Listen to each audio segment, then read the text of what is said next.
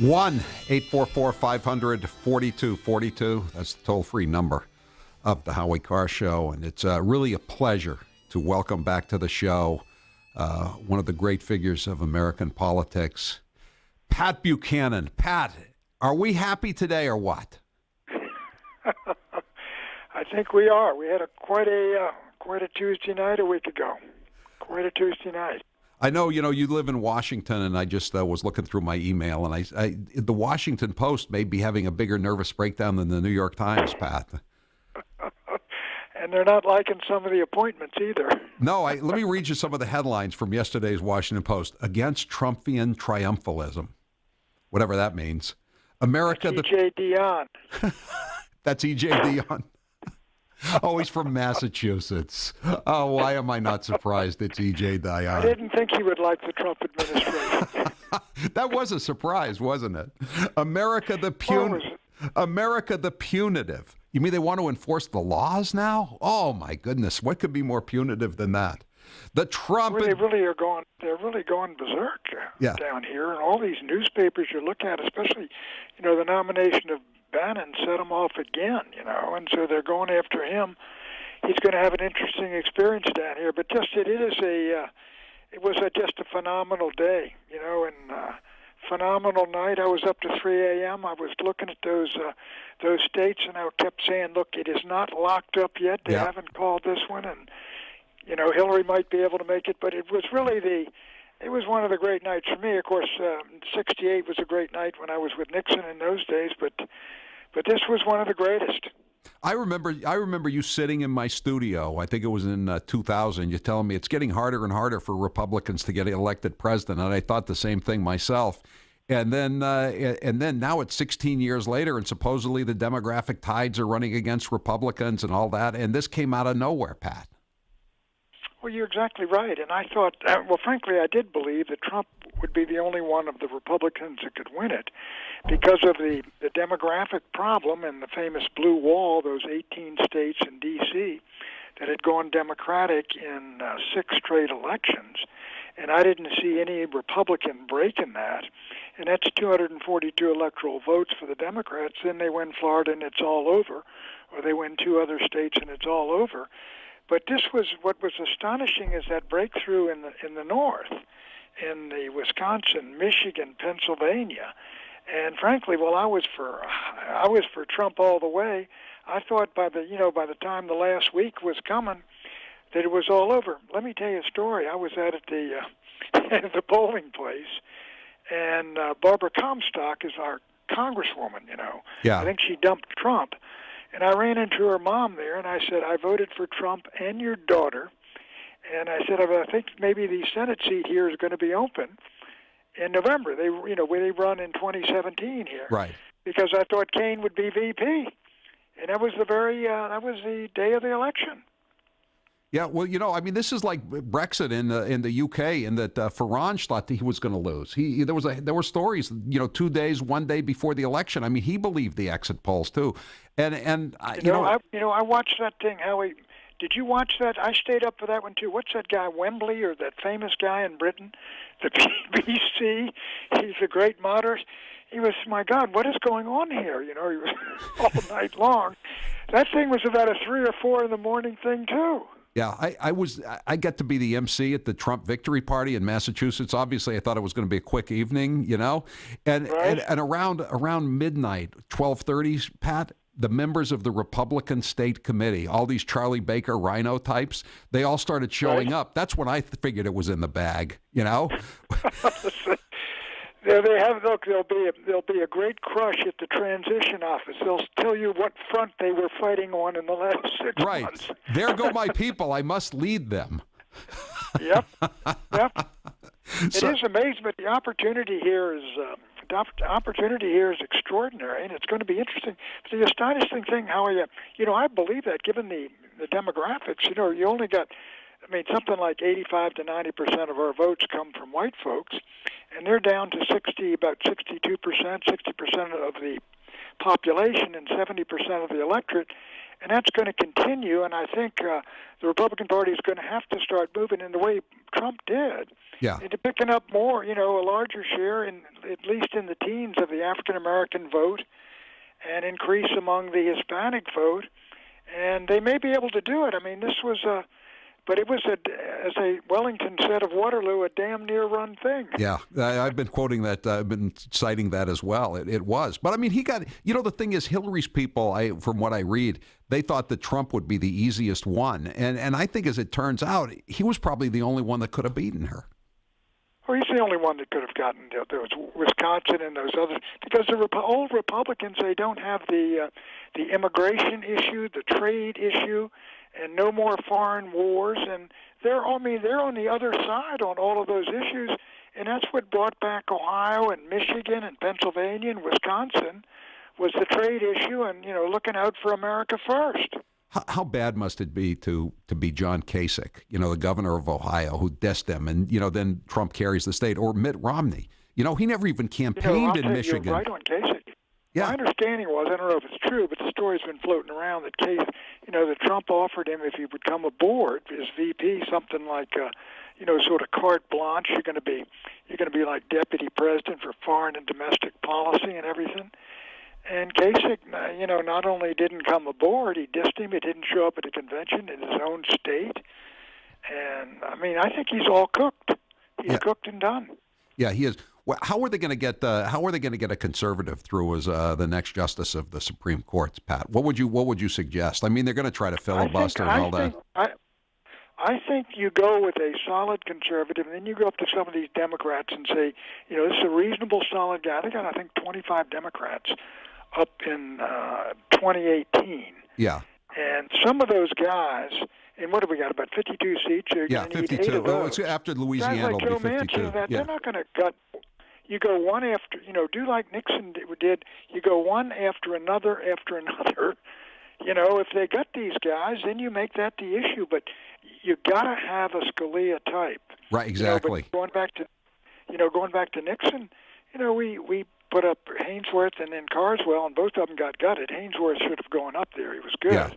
Carswell was problematic. Not so much. But after that, he had a Walter Jenkins problem, didn't he, Pat? Black went up and he did Roe v. Wade on us.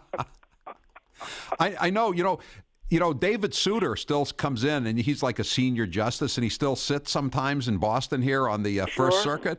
And every time I see that guy, I'm thinking, man, John Sununu's got a lot to answer for this guy Sununu. We can't, for this guy Souter, we can't make this mistake again. You talk about a close run thing. I was sort of hostile to Souter, and I was writing columns in those days. And Sununu called me and said, "Look, this guy is, he's our stealth candidate.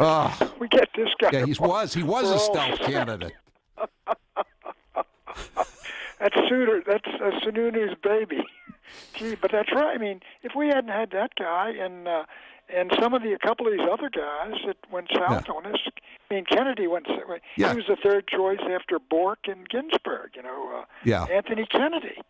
And if Bork or Ginsburg gotten through, Ginsburg had the problem of the pot, which has now been legalized in 5 states on Tuesday. Yeah, I mean, boy, if only we could bring Ginsburg back, right? Yeah, he would have been a great justice. Yeah, he'd have been right in there with Scalia. How about Cruz or Mike Lee? I mean, those guys are young, and I think they could. I don't think they're Souter types. I think they can be trusted. I have no doubt of that. But I think Cruz sees himself as, president, a potential nominee. But I think he just hurt himself badly with that. That was horrible. Yeah. And Lee was with the Mormons out there in Utah. But I agree with you. But he's a young guy. He's a relatively young guy. I wouldn't hesitate to put him right on that Supreme Court. You can trust those guys, I think. Yeah, that's what you got to do, though. I'm even disappointed in Roberts. I don't know what happened with him. I mean, he's they let him vote the right way on gay marriage, but when they needed his vote on Obamacare, he went right into the tank for him. So I don't know what the problem is, but we can't afford any more mistakes, Pat. No, you're right, but I think the problem with Roberts was this, that, I mean, he said, am I going to be just sort of the fifth wheel on the Scalia court? or am I going to be a big independent figure, and are they going to call this the Roberts Court? And so then he goes and I guess what was the Obamacare thing, and delivers on that for the other side, you know. And I think he wants to be thought of as a significant, justice, whether you like it or not. Earl Warren's an historical figure, and he's loving that. Yeah, I wish he was a historical figure for rounding up the Japanese in World War II. I mean, somehow they forget that one. That was Hugo Black. Hugo Black did that. He's a former Klansman.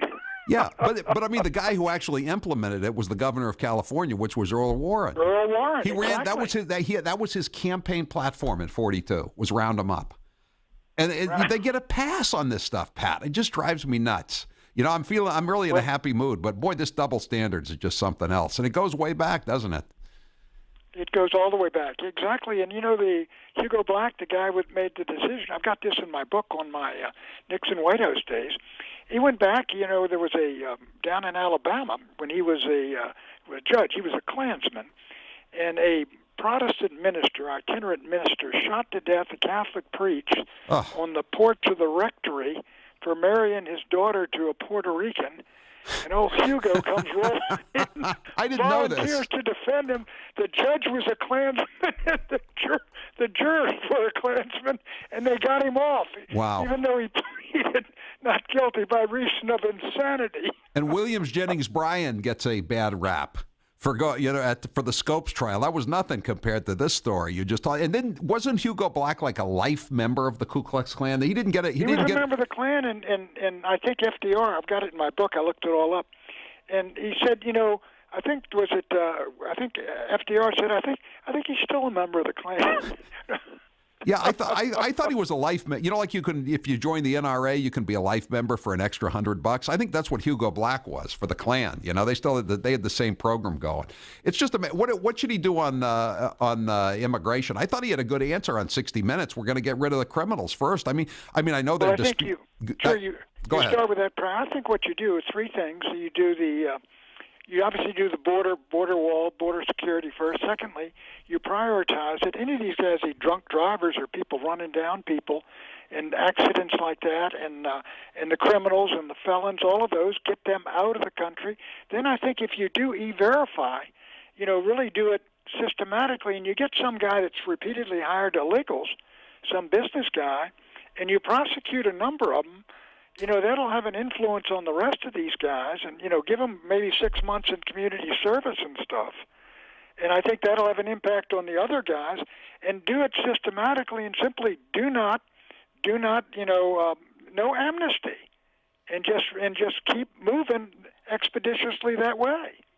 Yeah, my producer thinks he's going to get amnesty. He's going to go after amnesty. I don't see it. I don't think he's going to go after amnesty. I mean, this is like the sine qua non. If he goes for amnesty, I think he'll lose his people. Right. Yeah, I know. They always say, I think. Yeah. I think Trump's folks will stay with him, on a fence, not a wall, and stuff like that. But I think if he went for amnesty, he would lose his people. Yeah, I agree. It would be worse than Read My Lips with George H.W. Bush. Sure. I mean, because this is even more important. I think to Trump, it was his defining issue. Really was. Who should be the attorney generals, Pat? Do you have any ideas? I would like to see Giuliani myself, but apparently he's not interested. He wants to be Secretary of State. I would prefer him as Department of Justice. Really? I agree. I or think Homeland Security. Yeah. I mean, he obviously is owed. He's been out there on television, been working harder for him. I feel sorry about Chris Christie. But I think I would like to see Rudy at Justice or at Homeland Security rather than Secretary of State, frankly. I think Trump's instincts are right by and large in foreign policy, and I think he needs somebody to implement them, basically. Yeah. So I'm not sure when we get into the issue of temperament that Rudy's got the proper temperament to be Secretary of State. Yeah, I hadn't even thought about that, but that's a good point. But somebody's got to clean up the Department of Justice. It's a much bigger mess than it ever was under John Mitchell, I'll tell you. And Rudy knows it backwards and forwards. He's been in there, been a U.S. attorney, and he knows that down cold. I don't know why. Apparently, he doesn't want to be attorney. I know. I don't get it. Because he wants to be state. Ugh, I don't know. Okay, Pat Buchanan, thanks for being with us. Happy Thanksgiving. And is it too early to say Merry Christmas, Pat? The president-elect has said we could all say Merry Christmas again. That's an example of hate. Thank you very much, Pat Buchanan. Always a pleasure. Easy, fella. Thanks. 1-844-500-4242. I'm Howie Carr. There's only one Howie Carr.